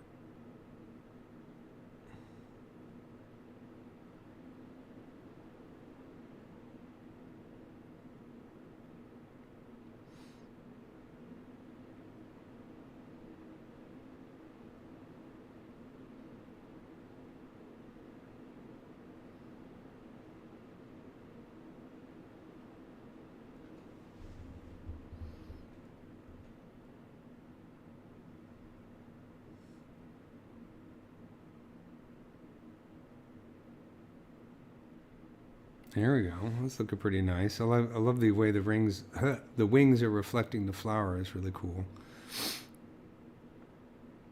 And you can see the hair really does add a lot. I mean, I'd love to spend another week on that flower, getting it like super, super realistic. But for what, the amount of time I spent on it, it's not too bad. Yeah, that wing looks really nice. Colors are coming through cool. I mean, the nice thing about having the background image on it is it makes it more obvious that the wings are, in fact, transparent. But I think that looks pretty neat. And of course, the hair on the head is so incredibly subtle you can barely see it. Again, another few hours of tweaking, and I'm sure it'll come out looking nice. When I render in Maya, I generally use Yeti. I really like Yeti a lot. It's a pain in the butt to install. But it's really good. It's nice effect. It's easy to use because it's very easy to groom, and it works really well with like Redshift. So I like Yeti quite a bit. I'm not a huge fan of XGen. It always felt really buggy to me, and I always had a hard time getting what I want out of it. With fiber mesh is cool, except for fiber mesh, you had to jump through hoops to get it to stick to the model if you're going to animate it. And a lot of times I do like to render for animation.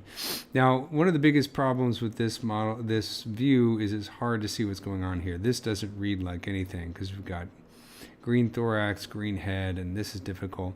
A little bit of depth of field could probably help with that. I'm going to turn the background light back on, and then let's go into Redshift render. And we'll go down here, turn on depth of field. And what I want to do is I want to drag from right here to a spot on my model to pick the depth, the in focus depth. So I usually do like the eyes or the head. So that should be what's in focus. Focus radius, well, let's give it a try. And let's do this. Let's render cursor right over the head, just so it doesn't take a billion years.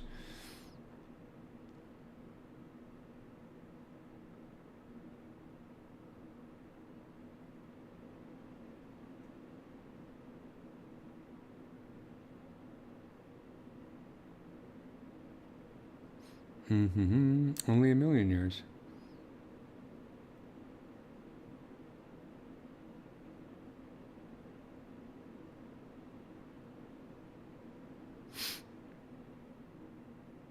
Probably speed things up by putting everything lowered subdivision level.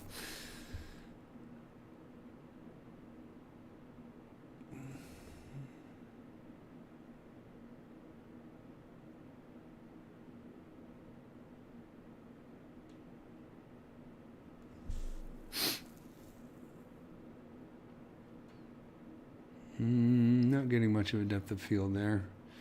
Okay, so we're going to do a couple things here. I mean, a little bit. I'm going to geometry. Actually, subtool, let's do all low, just for the moment. Make things a little bit faster.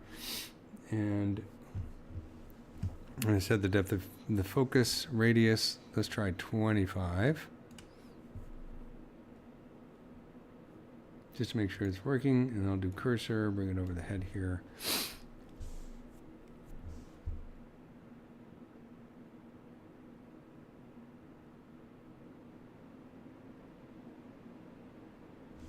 See a little bit of softness back here, so that's better. So let's bring it up to 50.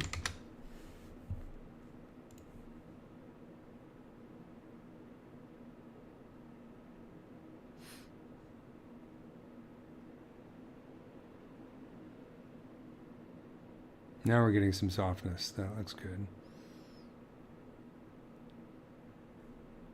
And that, it helps a little bit. I think the composition of the frame could be a bit better, so the head's a bit not so close to the thorax, so it reads a little bit better. But I do like the depth of field there. I think that's working. And it's starting to look more and more macro. So let's zoom in a little bit. See if we can get...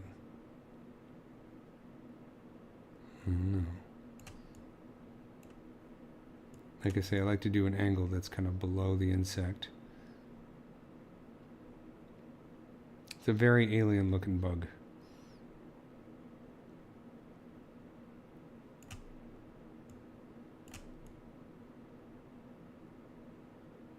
Trying to get some negative space in there.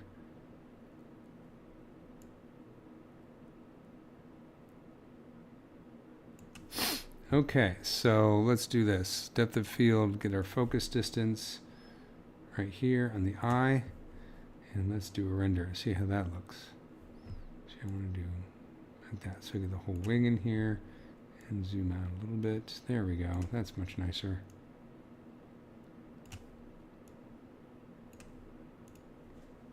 Might look a little pixelated in final render because I zoomed out a bit, but let's just see.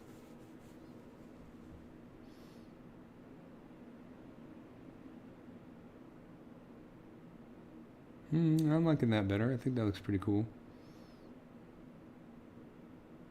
I think that the leg right here in front of the body is looking nice.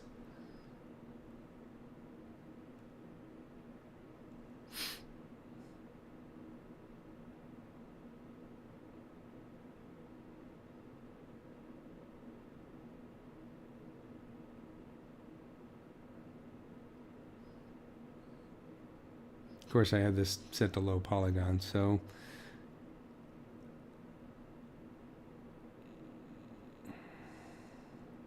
sorry, low subdivision. You know what I mean. Okay, so let's do this. I want a little negative space in between the leg and the spot, and I want to see the whole abdomen there. Move this back down. And let's do subtool all high. And we'll call this our final render for today anyways. So what I'm going to do is I'm going to create some YouTube videos on finalizing this project. I'll put on my channel and talk a little bit about it next time I do a live stream. But I think next live stream I'm going to start a new insect project from scratch. So make sure you come and check that out.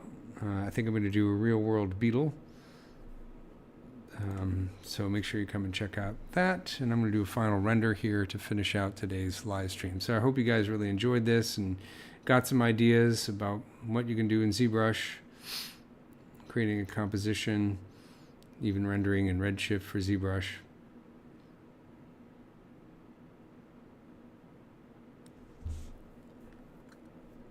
Like I say, well, the main advantage of Redshift for ZBrush is that you don't necessarily have to send everything to another 3D package. You don't have to worry about UVs or any of that kind of stuff. Just poly paint. But you don't get quite as many options, and the shaders aren't quite as powerful as what you get in actual Redshift. So if you guys want to check out my YouTube channel, it's Bloopatone. I'm going to be posting more and more videos, plus updates on this project, more insect and even non-insect related stuff. So check that out if you get a chance.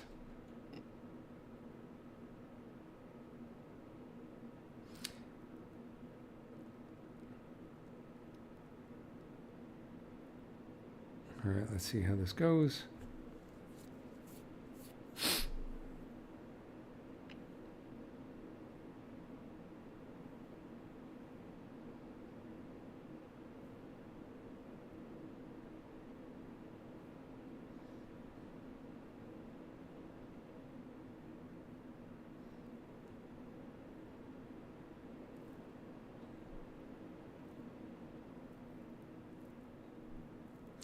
Thanks, man. I'm glad you enjoyed it. I really enjoyed it. I mean, it's fun, kind of, you know, same thing that all of us live streamers go through. It's fun trying to design in front of an audience. It's very risky. Luckily, I think this one came out nice.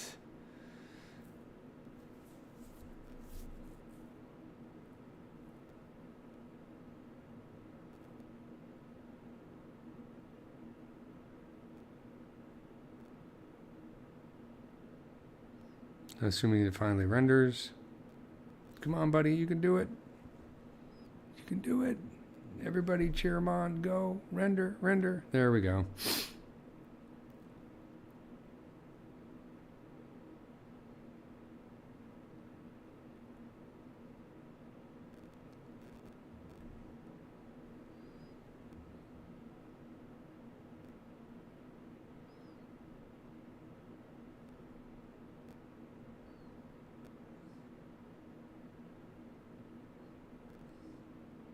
I like how the way the antenna came out here in this pose. Nice negative space there.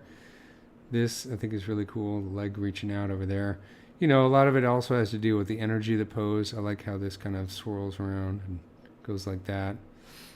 This, I'm not crazy about the negative space there. Maybe I should have it where you can see more of the flower here so it looks like it's standing on something. But overall, I think it's pleasing.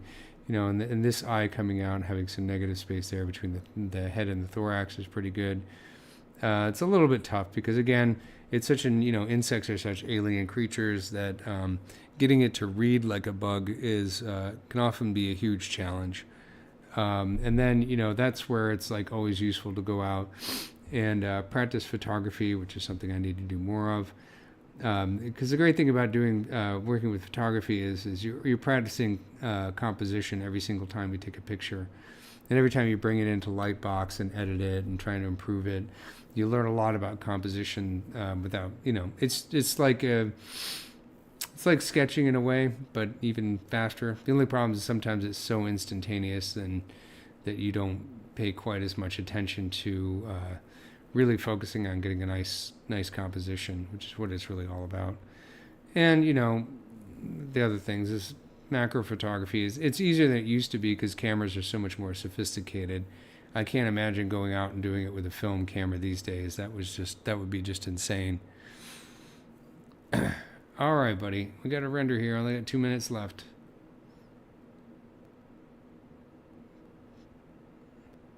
You can do it. I believe in you. I believe in you.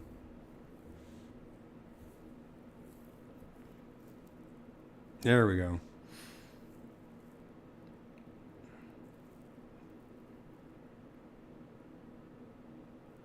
Okay, hopefully this won't take a million years.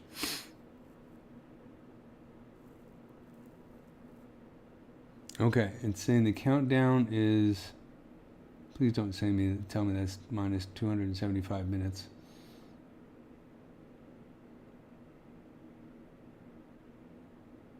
Might have to do the final render offline. Okay, so let's do this. I'm going to escape, hopefully not crash. And let's go back to all low, just so we can see what the final composition looks like. It won't look quite as nice because it doesn't have, you know, lower geometry, but I'll render this offline and post it to my website so you guys can check it out.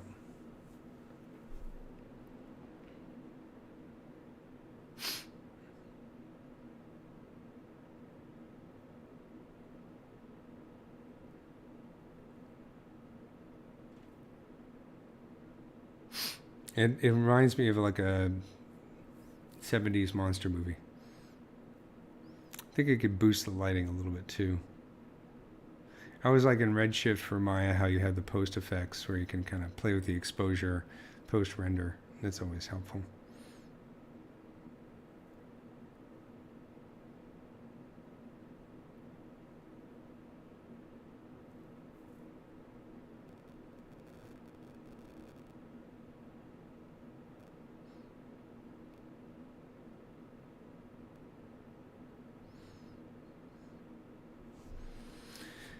Cool. There you go.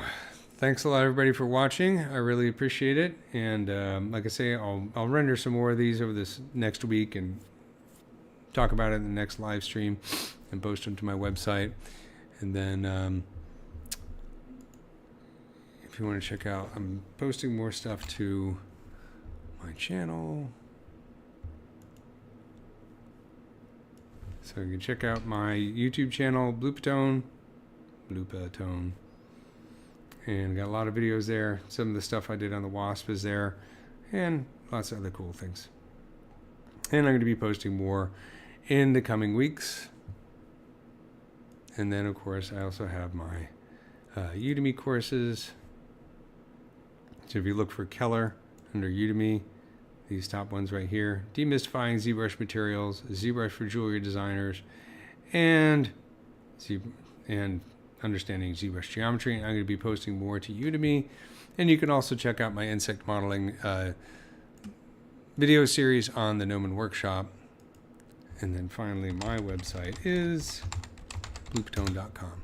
And with that, I'll see you guys next week, next Thursday, I believe. I'll post the time when I figure out what time it is.